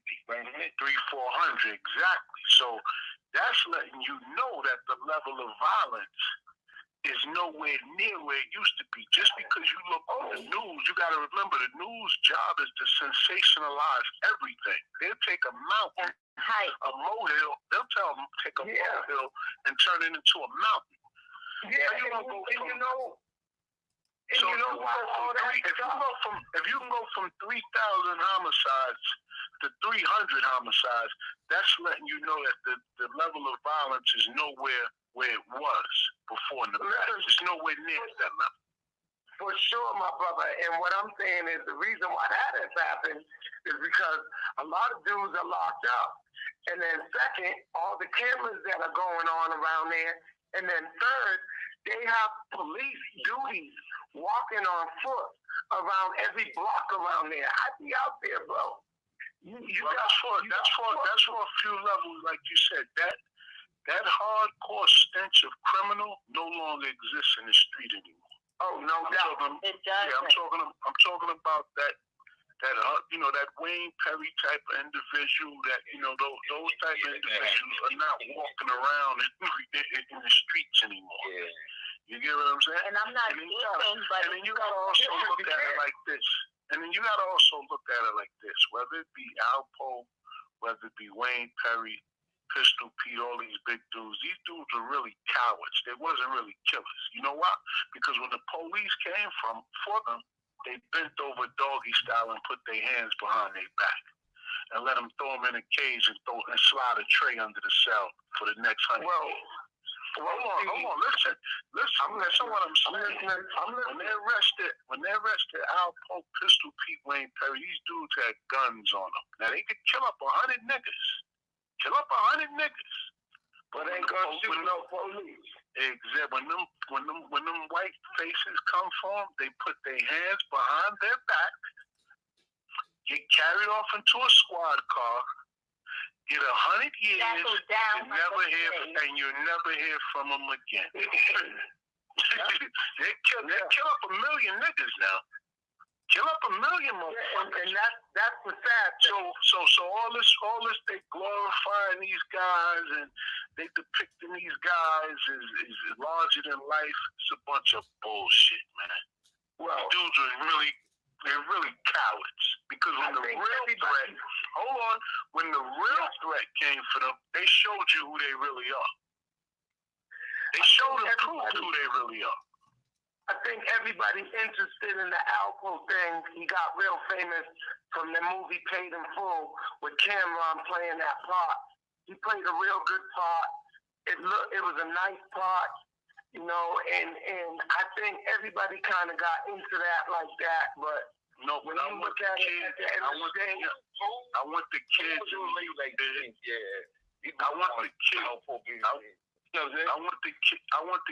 in the youth to hear exactly what I said. These guys would kill 100 niggas, 14 bodies, 18 bodies, however many bodies. But when the white face came for them, they put their hand behind their back, got thrown into a squad car, got 100 years, and you never heard of them ever again. Now they in a cell. They in a cell where they get their tray slid under the door like a dog. Well, so I don't want to hear about none of these guys are killers. I don't want to hear none of that. Or they kill their own people. You know what I mean? And that's but they won't do nothing to the real threat. Nothing. They'll cry in court. And they'll cry in court. 100% on that, right? So that's what we have to. That's the narrative that we got to push to the kids. Watching all these DVDs and American Gangster and all this other stupid buffoonery that they're putting on TV, it's a bunch of bullshit. It is. You understand? It's a bunch of bullshit because when the real threat comes at them, they show you exactly who they are.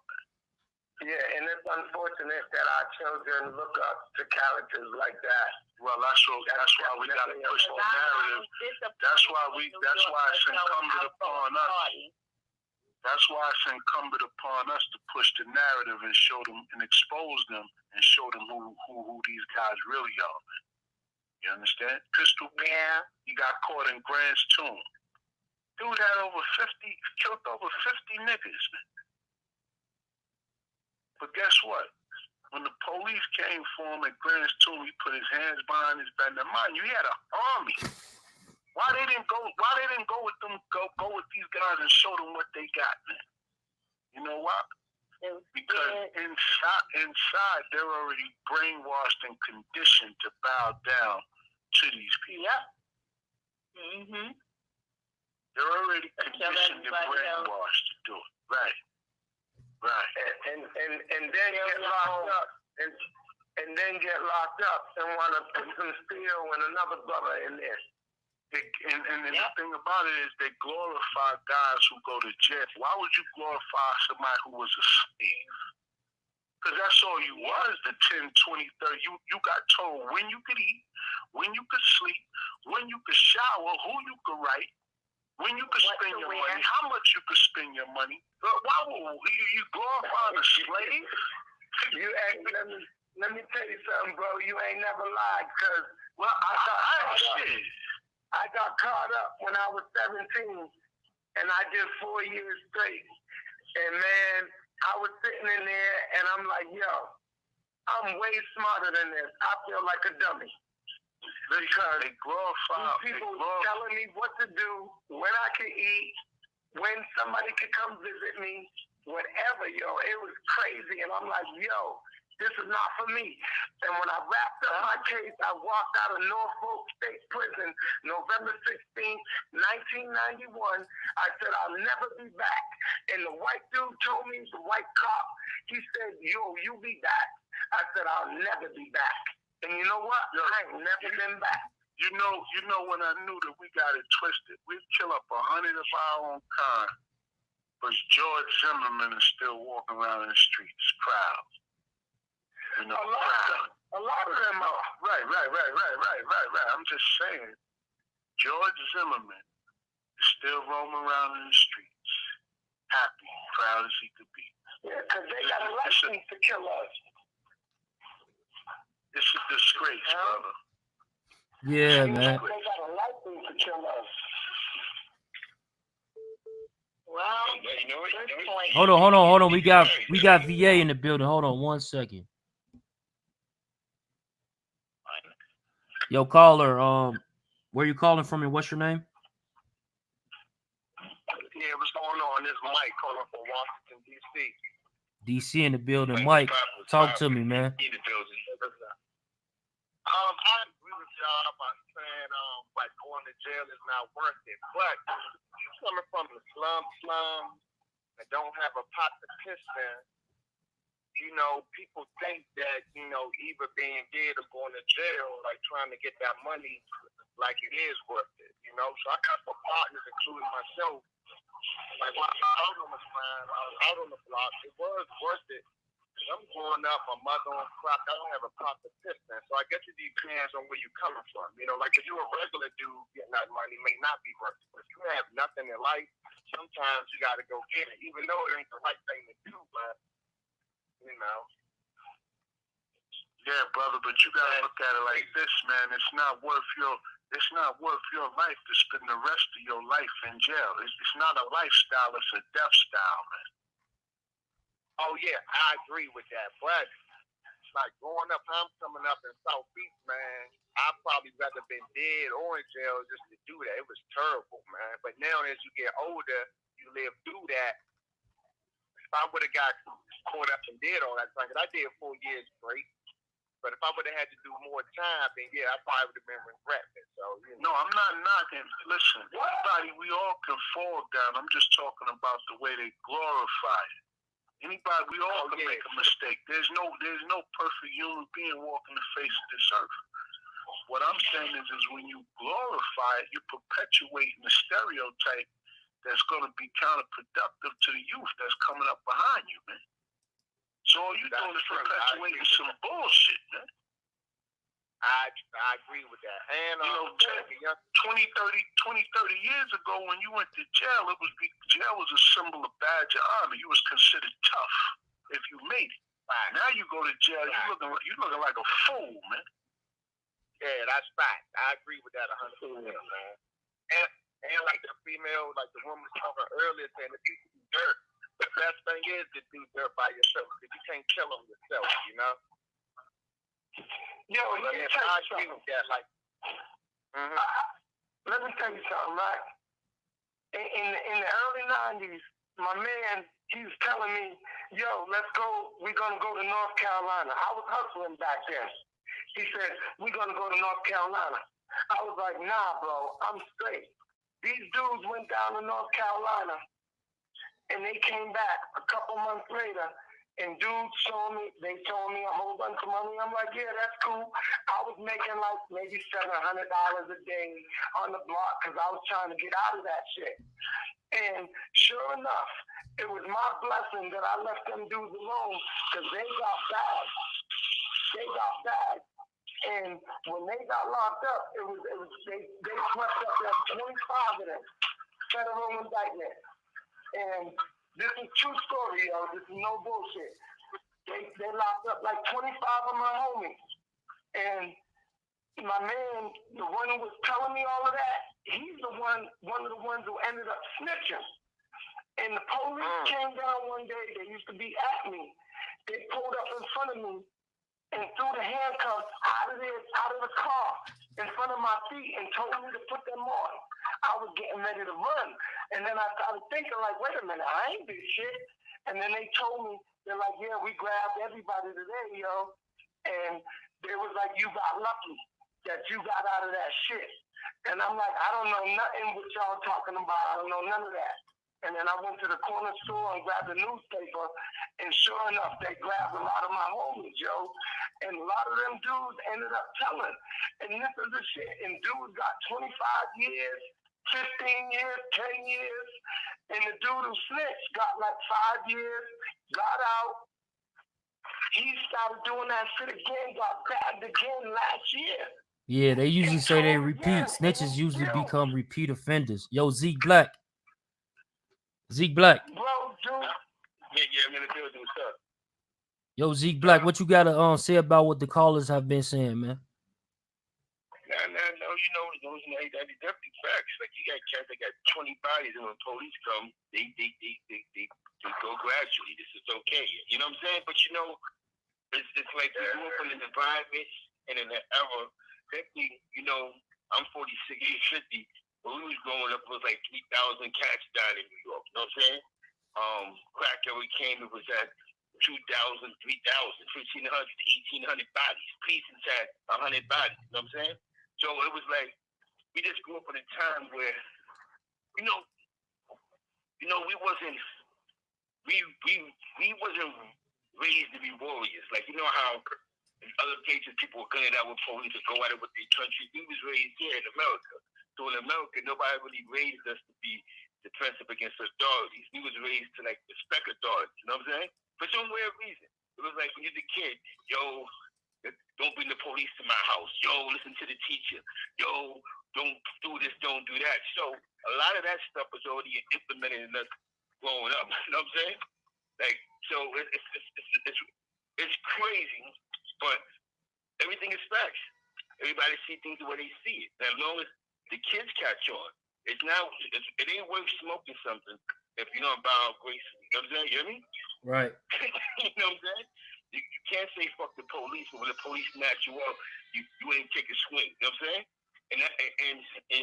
And we just gotta enjoy life, man. And just enjoy life, do the things like you do. We know, huh? And look, that's so true what you're saying. That's so true what you're saying. Like you say, dudes I know or dudes who be beefing, like they ready to die, they ready to kill, they will get killed. But when the police come, like they got their hands up and not saying a thing. That's so true, man. That's so true. So, and y'all gotta remember the police be lying like a motherfucker. Hell yeah, you know what I'm saying? They be lying like a motherfucker. The police make an arrest, the prosecution prosecute, and then the judge sentence you. And the judge is supposed to be impartial, but it seems like they're all together. Now listen, look how wicked this is. If you're reading that indictment, that the reason why he did this show, they got a case that's basically saying that Wayne Perry and a host of others was hitmen for Alpo. Their case is based off of being hit Alpo's enforcers. I never seen no shit like that before. You know what I'm saying? You hear me? So like he said, the police put together whatever storyline or narrative they want to put together. That sounds crazy. We never see that. John Gotti's case wasn't even like that. John Gotti didn't have a case where these are his enforcers. It was a separate case. You hear me? That's weird, bro. You hear me? Yeah, but Cole said, check out the paperwork.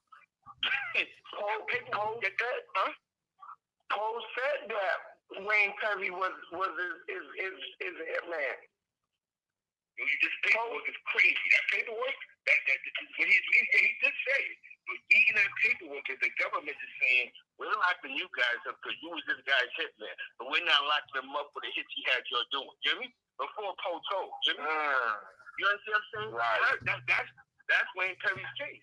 Your niggas is Alpo henchmen, but we're not locking them up because he has you doing this. He's telling on your, this is your nigga's case. And then when he snatched Poe up, that's when Poe decided to go, fuck it. I'm gonna play right into this narrative. You know what I'm saying? You hear me? Y'all don't want, you know what I'm saying? You know what I'm saying? Yeah, but you can't. But you can't. You can't. Poe told after, huh? Yeah, but you can't get mad at Poe for what he did, man. Ain't no.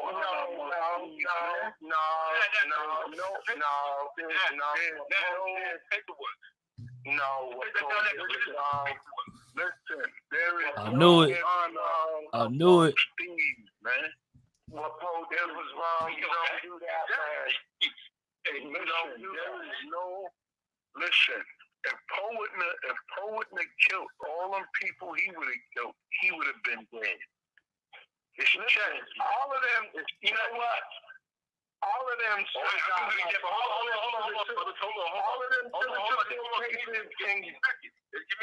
me a second. All right, we got that. Give me a second. Wayne, listen, Wayne showed Perry. Never got caught. Wayne Perry was going to jail for those bodies. Even if Alpo didn't tell, Wayne Perry separate from Alpo's case. You understand what I'm saying? So even if Poe didn't tell, Wayne Perry's case is separate. That's you know what I'm saying? So if Poe, let's say Poe never got caught, Poe would have died. Wayne Perry's case is based off of Wayne Perry being this nigga enforcer. You know what I'm saying?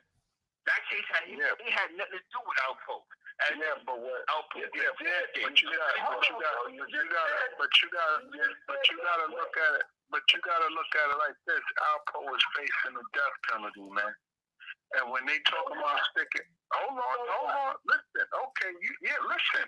I'm telling you how he said it. So you're saying that you would say that if you were facing the death penalty, you'd give up your man. No, I would. I'm not talking about me, but I'm talking about rationalizing. I'm talking about rationalizing and seeing what he said. He's saying, first of all, Wayne Perry wasn't his man. He was a hitman for hire. That's number one. Wayne Perry. Hold on. Right. Go ahead. Let him go. Go ahead. Hold on. Wayne Perry was not his man. He was a hitman for hire. You gotta remember, the king is the most powerful piece on the chessboard.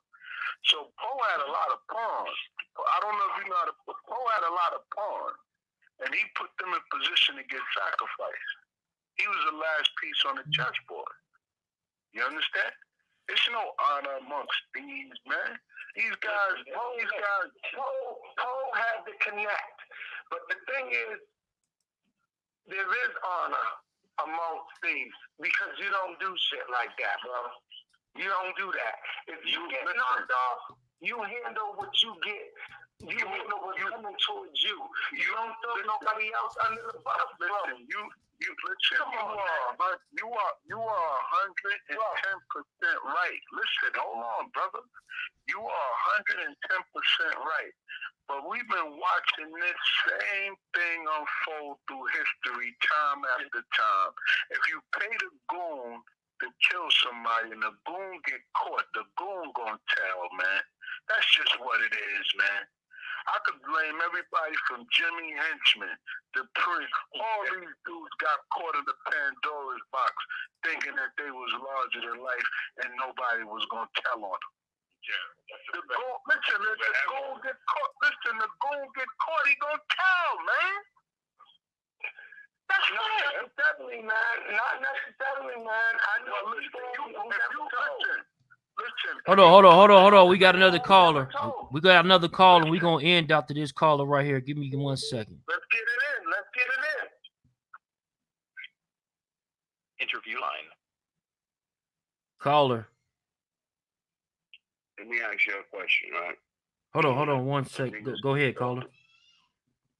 Let me ask you a question, man. Everybody's stuck on this alcohol accident, man. Alcohol ain't ratting, man. The mob been ratting niggas shit before all of us on this fucking line was born.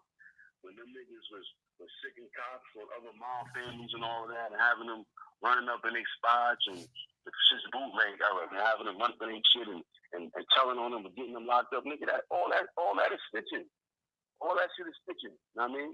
You can't flip it and say, well, I ain't telling nigga that's right here, you know what I mean, on my team, so that ain't snitching. Nigga, when you send the cops to other niggas to get other niggas locked up, when you send the cops, you know what I mean, to get niggas canned up, that's snitching. Niggas been snitching before we was born. They try to flip it in a different way. When niggas on the block, the niggas you got beef with call the cops on you, and the cops try to run down on you, and the niggas and the cops run down on you to check you to see you got a gun on you, and you ain't got no gun on you, and then the cops leave, and then the nigga know you unarmed, and they come gun you down. That's still snitching. You know what I mean? So you can't try to like change what snitching is. All that shit is snitching. So niggas been snitching. You know what I'm saying? Niggas been snitching. It ain't cool.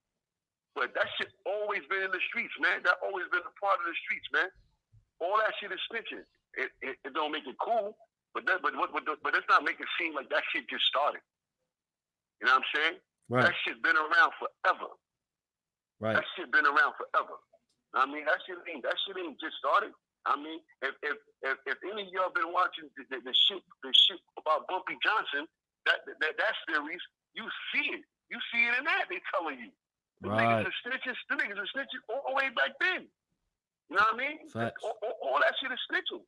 All that shit is snitching. You know what I mean? So that shit ain't just happened. You know what I mean? When fucking John Gotti told his lawyer, nigga, to put everything on Sammy the Bull, nigga, that was snitching. He was willing to snitch and put it all on this nigga, and then Sammy flipped it and put it on him. You know what I'm saying? All that shit is snitching. You know what I mean? Just because you're not on paperwork, nigga, that don't mean you didn't snitch. You got a lot of niggas who snitch without being on paperwork. That's facts. You know what I'm saying? Come on, man. Come on, like, let's be real. So the best thing to do, nigga, is get out the fucking streets. That's because it. You can't be in the streets doing everything that's in the streets, all the grimy shit, and then when a nigga another nigga go grimy against you, like that nigga ain't no good. He ain't stand up. He told on me. That niggas telling on each other. When you telling when you in the streets, when you telling your man girl he cheating on her, nigga, it's just so you can get in her drawers, you snitching.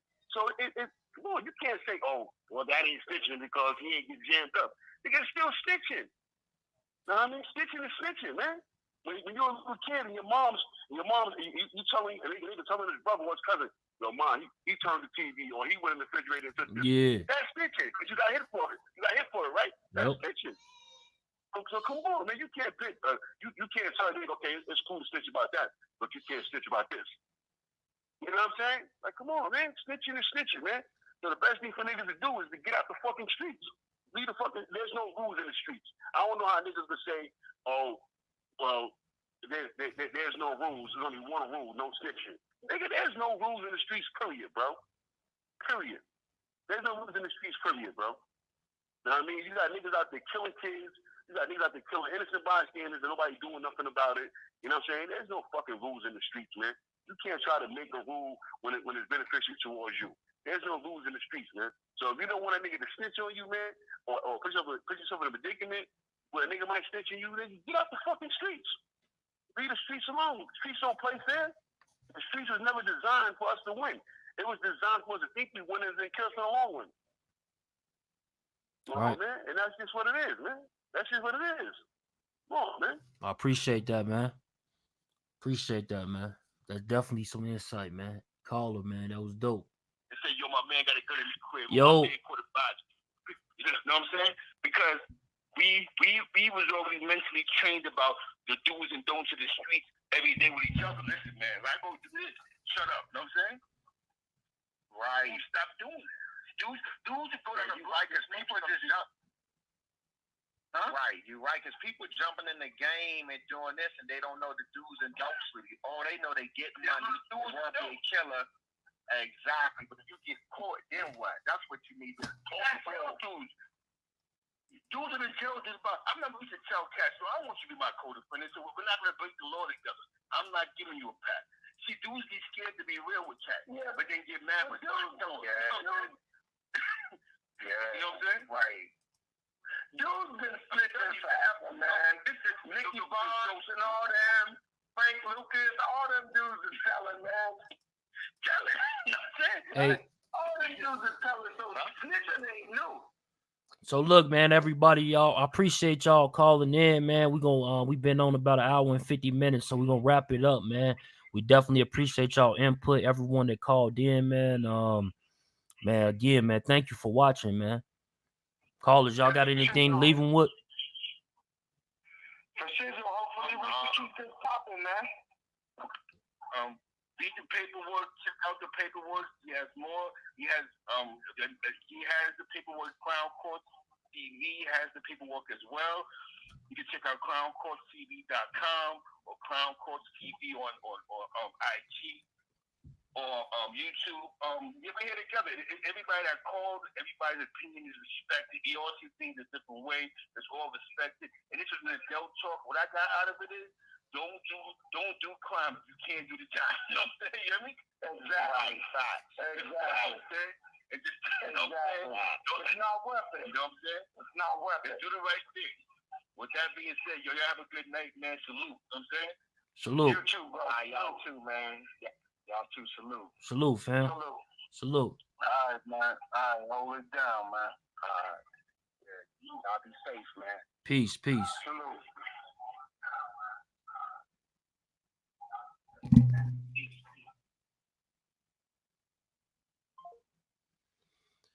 So there we have it, man.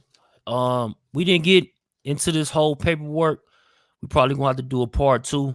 You know what I'm saying? Or y'all can go follow Crown TV, Courts TV. You feel me? They got it up there. But we got pretty much a lot of it out. You know, we had we stated a bunch of our opinions on it, you know, because it is a bunch of legal jargon that's in here. So without having a attorney or some sort present to explain some of this jargon, some of this stuff will still be confusing to us as being the general public. Tonight, if anything was said, we don't promote violence, any acts of any form. We come in peace. We want to make sure that we bring positivity when it comes to this channel. We letting everyone give us their perspective. It was people that called in who was on sides of both. But like I said, what I want y'all to do is hit the like button. If we can get 100 likes, man, on this video, 100 likes soon as this video drop. Let's do it, fam. 100 likes on this video right now. And from there, man, we'll catch y'all on the next one, man. Hit them comments, though. It's a lot went on in this episode, so y'all definitely gonna have to hit that replay, man. Because we read a bunch of the paperwork. We had a bunch of call-ins. You know what I'm saying? It was definitely a movie. This is one of the ones you can sit back, relax, and listen to. It'll be available on the podcast, too, probably later on today, where you'll be able to listen to it in your headphones without interruption. You know, like, say, iTunes or iHeartRadio. Y'all Google deathforthecloudchaser.com. If y'all want to find out more information about what we do, it's deathforthecloudchaser.com. Follow this page, Death for the Cloud Chaser TV. Google Death for the Cloud Chaser podcast, man, if y'all want to get them exclusive. But I think we didn't leave anyone out. Salute, fam. Salute. And 411, salute, family. Y'all go follow N411, Zeke Black. Scheme team since 2000. Salute, fam. Done. Salute. Loyalty is everything. Salute, fam. We appreciate y'all tapping in, man. If I forgot anyone, man, y'all do know I apologize. And Queen of Attraction, salute. The Long Way, my boy. Y'all go subscribe to my boy, The Long Way, man. For real. You know, Zeke Black, Feed the Wolves, man. Until the next one, man, we'll catch y'all again, man. It's Death for the Cloud Chaser TV, man. Salute.